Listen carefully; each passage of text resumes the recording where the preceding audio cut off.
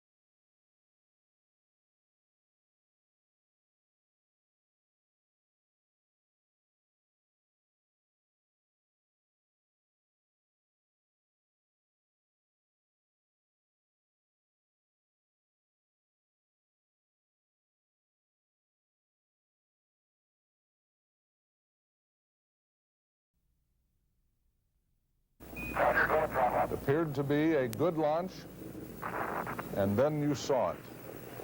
The Challenger disaster in 1986 propelled a search for a safer way to launch the shuttle. NASA designed the Advanced Solid Rocket Motor. They were going to build it here at Yellow Creek in Iuka, Mississippi. But 3 years into the project and $1.4 billion spent, NASA decided what they had was safe enough, and President Clinton signed an act to end the project. Just terminating a program today doesn't stop the money flowing. Paul Davis is the Technical Operations Director at Lockheed and has been at Yellow Creek since NASA first got involved in 1990. Congress does a lot of things that I'm sure in their own mind saves money or saves schedule or saves something. But that, when you get down to the grassroots at this level, it sometimes doesn't make sense. When legislators make decisions to save money, do they really know what they're getting into? Again, I'm not going to speculate on what's in the mind of a congressman when he passes legislation. They can make a silk purse out of a sow's ear. Could that be what they did here? They shelled out $100 million just to settle with contractors. Would it surprise you to find out that some of the contractors in this project made more money in its cancellation than they would have in its completion? Yes, it would, quite frankly.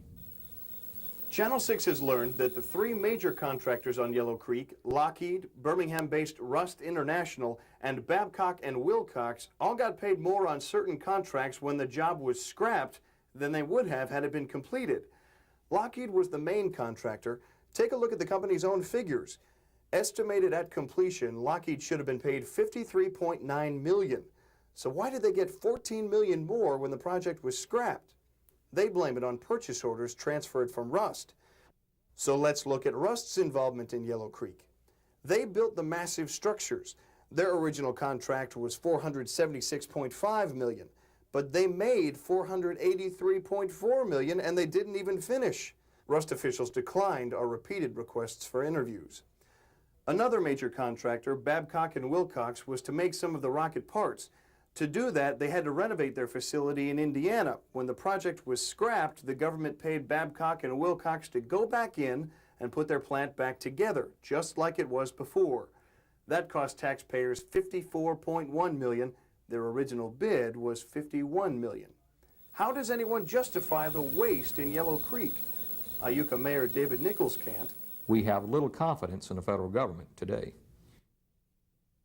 If you think the story's over, it's not. Right now, NASA documents show Lockheed gets as much as $2,700,000 a year just to keep the lights on at Yellow Creek. $20,000 to $25,000 a month of that is profit above and beyond their labor costs. And for what? You couldn't produce anything at this facility now except paper.